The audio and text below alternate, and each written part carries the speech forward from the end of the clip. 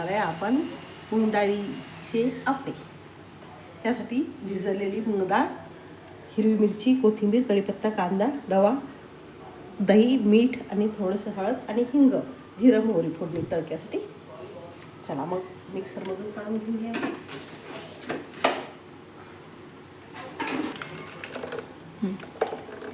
असं हाताने काढून एवढी मूग डाळीची कन्सिस्टन्सी बारीक वाटण करायचं. त्यात थोडं मी मिरची टाकली, त्यामध्ये थोडं दही टाकायचं. 1 वाटी दही आणि 1 वाटी रवा, चवीनुसार मीठ.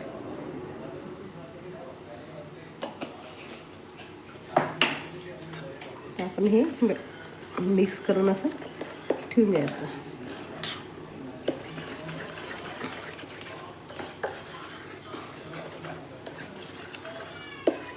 अजून टाकतो रवा. रवा आणि मूग डाळीची एवढी कन्सिस्टन्सी ठेवायची. बेसन पीठ भिजवतो तसं त्या प्रमाणात घट्ट.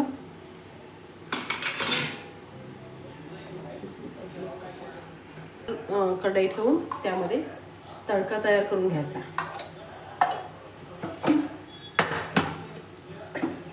त्यामध्ये आपण हिंग टाकूया थोडं आणि तेल गरम होऊ देऊया.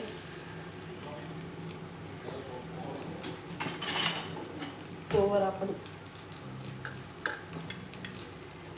यामध्ये कोथिंबीर बारीक टाकून घ्यायची.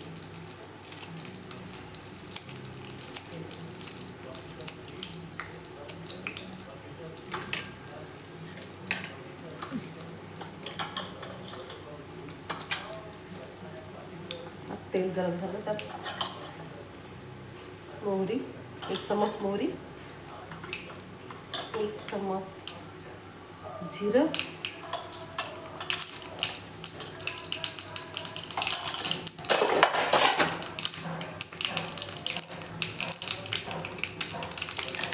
थोडीशी मिरची, कढीपत्ता आणि कांदा.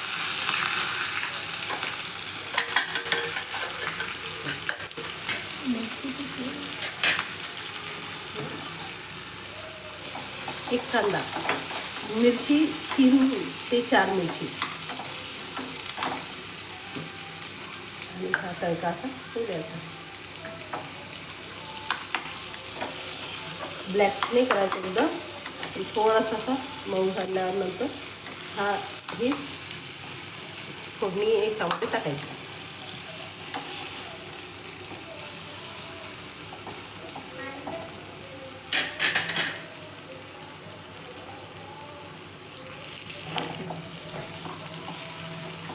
थोडा कांदा असं थोडासा मऊ झाला. आता हे बॅटर हे फोडणी आपण सारणामध्ये टाकून घेऊया.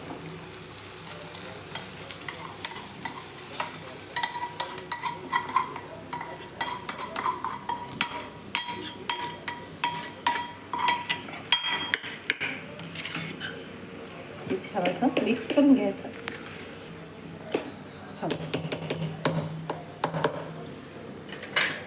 एक चम्मच टाकून थोडं तेल टाकून घ्यायचं.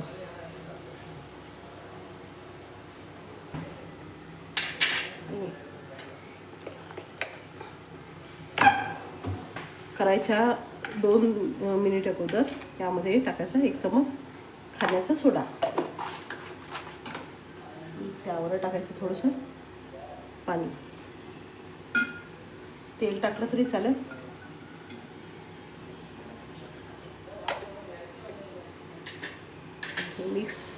मिक्स करून घ्यायचं.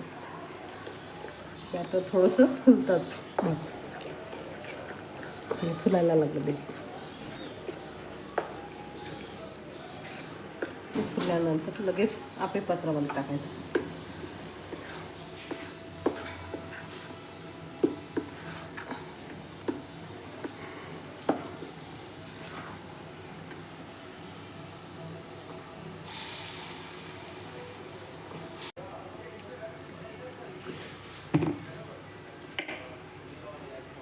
याच्यावर झाकण ठेवून द्यायचं आणि हे मोठं कोरसर ठेवून द्यायचं थोडा वेळ. हे असं आता पलटून घ्यायचं.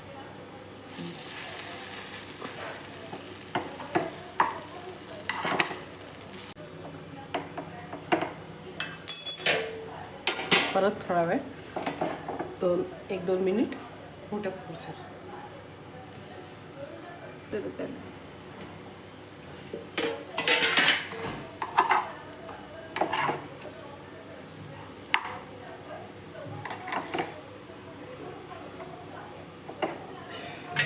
कमी आचेवर 2-3 मिनिट ठेवायचे.